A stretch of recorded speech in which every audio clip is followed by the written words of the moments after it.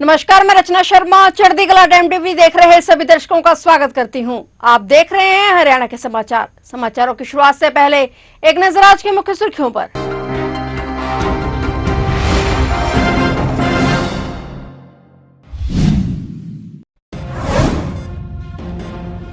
जिला लोक संपर्क एवं कष्ट निवारण समिति की बैठक, मुख्यमंत्री ने की 17 मामलों की सुनवाई। सीएम ने ऑन द स्पॉट निपटाए 14 मामले।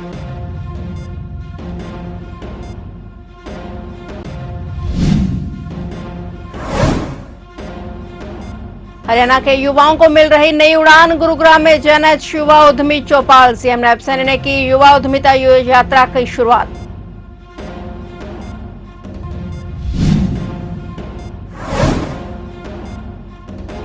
अब मरीजों को नहीं करना पड़ेगा इंतजार, हरियाणा में जल्द होगी 350 डॉक्टरों की भर्ती, जल्द ही की जाएगी नई भर्तियां।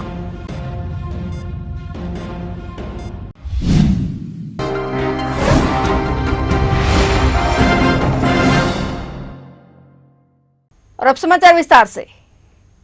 मुख्यमंत्री नैब सिंह सैनी की अध्यक्षता में गुरुग्राम में जिला लोक संपर्क एवं कष्ट निवारण समिति की बैठक बुलाई गई। बैठक में मुख्यमंत्री नैब सिंह सैनी ने 17 मामलों की सुनवाई की। इनमें से 14 मामलों का मौके पर ही निपटारा कर दिया गया, जबकि 3 मामलों को लंबित रखते हुए संबंधित अधिकारियों से रिपोर्ट मांगी गई है। मुख्यमंत्री ने अधिकारियों को निर्देश दिए हैं कि लंबित मामलों में आवश्यक कार्रवाई करते हुए जल्द रिपोर्ट प्रस्तुत की जाए। बैठक के दौरान गुरुग्राम में 16 दिन से चल रही सफाई कर्मचारियों की हड़ताल का मुद्दा भी उठा। मुख्यमंत्री नैब सिंह सैनी ने कहा कि सफाई कर्मचारियों की समस्या का जल्द ही समाधान निकाला जाएगा, ताकि शहरवासियों को किसी तरह की परेशानी का सामना न करना पड़े। वहीं कच्चे कर्मचारियों को पक्का करने की मांग को लेकर कांग्रेस की ओर से प्रदर्शन की चेतावनी पर मुख्यमंत्री नैब सैनी ने पूर्व मुख्यमंत्री भूपेंद्र सिंह हुड्डा पर निशाना साधा। उन्होंने कहा कि हुड्डा अपना कार्यकाल भूल गए हैं। मुख्यमंत्री ने कहा कि भाजपा सरकार ने हरियाणा कौशल रोजगार निगम के माध्यम से युवाओं को रोजगार देने का काम किया है। सरकार युवाओं को रोजगार के अवसर उपलब्ध कराने के लिए लगातार काम कर रही है।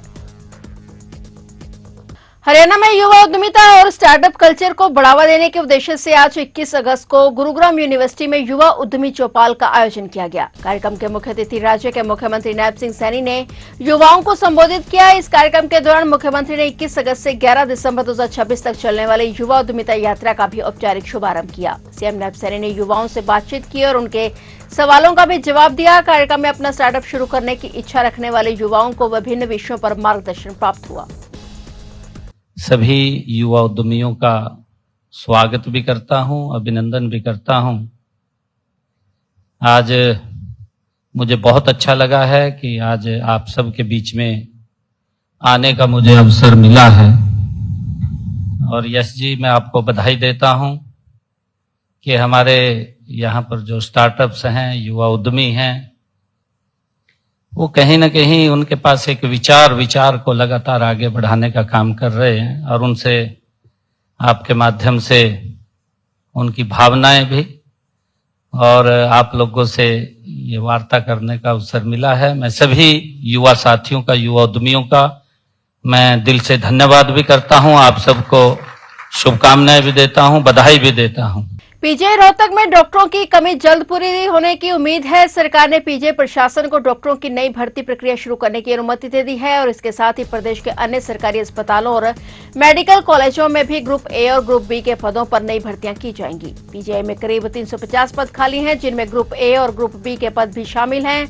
इन पदों पर भर्ती होने के बाद अस्पताल में डॉक्टरों की कमी काफी हद तक दूर होने की उम्मीद है, ताकि मरीजों को काफी परेशानी न हो, उन्हें अच्छी सुविधाएं मिले। वर्ष 2021 के बाद से पीजीआई में नियमित तौर पर डॉक्टरों की भर्ती नहीं हुई है। अब सरकार की मंजूरी मिलने के बाद भर्ती प्रक्रिया को आगे बढ़ाया जाएगा। प्रदेश के सभी सरकारी अस्पतालों और मेडिकल कॉलेजों में भी डॉक्टरों के खाली पदों को भरने की तैयारी की जा रही है। जानकारी के मुताबिक 24 अगस्त को प्रदेश के सभी मेडिकल कॉलेजों के निदेशकों के साथ बैठक आयोजित की जाएगी और बैठक में खाली पदों, भर्ती प्रक्रिया और डॉक्टरों की आवश्यकता को लेकर विस्तार से चर्चा होगी। मतदाताओं की संख्या और जातीय वर्ग को देखते हुए राजनीतिक दलों के लिए चिंता की बात है कि हरियाणा एनसीआर के जिलों से 10 लाख से अधिक मतदाता अपना ठिकाना छोड़ चुके हैं। चुनाव आयोग के विशेष सघन पुनरीक्षण अभियान के बाद मतदाताओं की प्रारूप सूची में विधानसभा सीट के हिसाब से यह जानकारी सामने आई। हालांकि अभी 31 अगस्त तक आपत्ति दर्ज करा मत बनवाने का समय है, लेकिन ऐसे मतदाताओं से भी गिने चुने लोगों ही आपत्ति दर्ज करा रहे हैं। वहीं भारत निर्वाचन आयोग द्वारा हरियाणा में चलाए जा रहे विशेष गहन पुनरीक्षण के तहत मतदाताओं की सुविधा के लिए 22-23 अगस्त और 29-30 अगस्त को विशेष अभियान चलाया जाएगा और इन तिथियों पर राज्य के सभी बीएलओ सुबह 9 से शाम 5 बजे तक अपने मतदान केंद्रों पर उपस्थित रहेंगे और पात्र मतदाताओं से दावे एवं आपत्तियां प्राप्त करेंगे। हरियाणा के मुख्य निर्वाचन अधिकारी ए श्रीनिवास ने नागरिकों से अपील की है कि वे प्रारंभिक मतदाता सूची से अपना और अपने परिवार के पात्र सदस्यों का नाम अवश्य जांच लें। दिल्ली पुलिस की क्राइम ब्रांच और झारखंड पुलिस ने ज्वाइंट ऑपरेशन में मादक पदार्थों की तस्करी के आरोप में भगोड़ा घोषित किए गए राष्ट्रीय स्तर के पहलवान को गिरफ्तार किया है। उसे 2023 में झारखंड में भगोड़ा घोषित किया गया था और मिली जानकारी के मुताबिक आरोपी की पहचान हरियाणा के रोहतक जिले के निवासी अमित शोरन 31 वर्षीय के रूप में हुई है। इसे उत्तर पश्चिमी दिल्ली के मधुबन चौक मेट्रो स्टेशन के निकट गिरफ्तार किया गया है। आरोपी झारखंड के दुर्वा थाने के एनडीपीएस मामले में वांटेड था। आरोपी को 6 दिसंबर 2023 को अपराधी घोषित किया गया था। आरोपी ने पूछताछ में बताया कि वह दिल्ली हरियाणा के अखाड़ों में पहलवानों को अफीम सप्लाई करता था। आरोपी अमित शोरन राज्य और राष्ट्रीय स्तर पर खेल चुका है, लेकिन उसने पहलवानी छोड़कर क्राइम का रास्ता अपना लिया और अमित शोरन झारखंड से अफीम खरीदकर दिल्ली और हरियाणा के पहलवानों को बेचता था। क्राइम ब्रांच की टीम ने तकनीकी निगरानी और ह्यूमन इंटेलिजेंस के जरिए आरोपी अमित की लोकेशन का पता लगाया था और उसे ट्रैप लगाकर गिरफ्तार किया गया। अमित शोरन के खिलाफ दिल्ली और झारखंड में 6 आपराधिक मामले दर्ज हैं।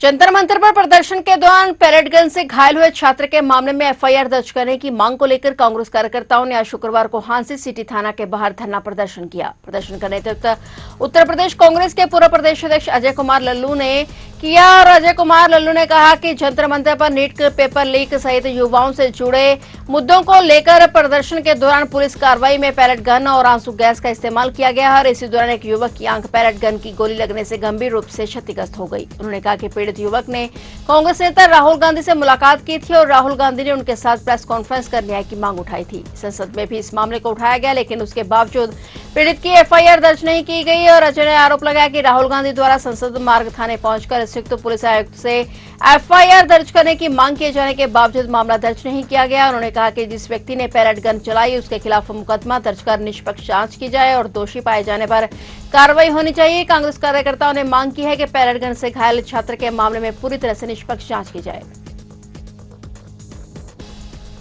हंसनगर में गत 5 जुलाई को मकान में हुए ब्लास्ट के मामले में पुलिस ने पाइपलाइन बिछाने वाली कंपनी के प्रोजेक्ट मैनेजर समेत 3 लोगों को गिरफ्तार कर लिया है। पुलिस ने प्रारंभिक जांच में हादसे का कारण पीएनजी लीकेज माना है। हालांकि मामले में सीएफएसएल की रिपोर्ट अभी आनी बाकी है। ब्लास्ट में पिता और बेटी की मौत हो गई थी, जबकि 2 साल की बच्ची समेत 3 लोग झुलस गए थे। एसपी हेमेंद्र कुमार मीना ने मामले की जांच मॉडल टाउन थाना पुलिस की बजाय सदर थाना पुलिस को सौंपी थी। एसएचओ सदर को देखरेख में पीएसआई राकेश कुमार को जांच अधिकारी बनाया गया था और जांच के बाद पुलिस ने आईजीएल का ठेका लेने वाली कंपनी पीएससी ट्रेडर्स के प्रोजेक्ट मैनेजर राहुल और सुपरवाइजर संदीप, सहयोगी कंपनी रिसोर्स के आरसीएम रंजीत को गिरफ्तार किया है। राहुल धारूवाड़ा के वार्ड नंबर 8 में रहता है और मूल रूप से गाजियाबाद के गोविंदपुरी का निवासी है। संदीप उत्तर प्रदेश के नंगला शीशनगर और रंजीत काठूवास का रहने वाला है। हादसे के बाद पुलिस ने स्थानीय लोगों से बातचीत और मौके की जांच के आधार पर पीएनजी लीकेज की आशंका जताई थी। पुलिस अब सीएफएल की रिपोर्ट का इंतजार कर रही है, जिसके बाद ब्लास्ट के वास्तविक कारण का पता चल सकेगा। हरियाणा में त्योहारों और शादियों के सीजन से ठीक पहले रसोई के बजट को बड़ा झटका लगा है। राज्य में बीते 1.5 महीने के भीतर चीनी की कीमतों में लगातार 45% की भारी बढ़ोतरी दर्ज की गई है। जिन खुदरा दुकानों पर चीनी 42 से 45 प्रति किलो उपलब्ध थी, वहां अब आम उपभोक्ताओं को 1 किलो चीनी के लिए 62 से 65 रुपए तक चुकाने पड़ रहे हैं। चीनी कारोबारियों और उद्योग विशेषज्ञों के अनुसार इस अभूतपूर्व उछाल के पीछे कई कारण हैं। बारिश और प्रतिकूल मौसम के कारण कई क्षेत्रों में गन्ने की पैदावार प्रभावित हुई है और गन्ने और उसके बाई प्रोडक्ट्स का एक बड़ा हिस्सा एथेनॉल बनाने में इस्तेमाल हो रहा है, जिससे चीनी मिलों में उत्पादन घटा है और किसान गन्ने के लंबे फसल चक्र और भुगतान में देरी के कारण अन्य फसलों का रुख कर रहे हैं, जिससे गन्ने का रखाव घट रहा है। और इस बीच कैबिनेट मंत्री रणबीर गंगवा बातचीत में बताया कि यह पूरी तरह मांग और आपूर्ति का बाजार जनित मामला है। गंगवा ने स्पष्ट किया कि मूल्य वृद्धि में सरकार की कोई भूमिका नहीं है। यह स्थिति बाजार के उतार चढ़ाव पर निर्भर करती है।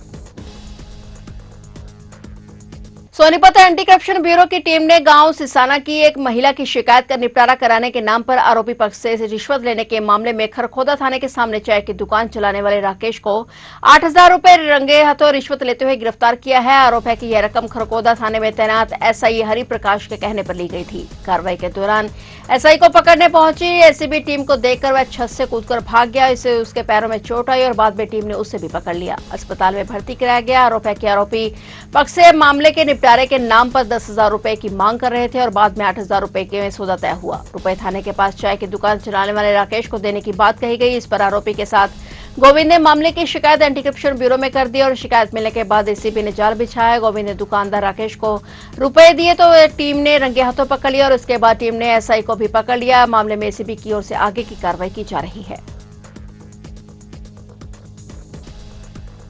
तो आप देख रहे थे हरियाणा के समाचार और नए समाचारों के साथ फिर से हाजिर होंगे। तब तक के लिए देखते रहिए चढ़ती कला टाइम टीवी।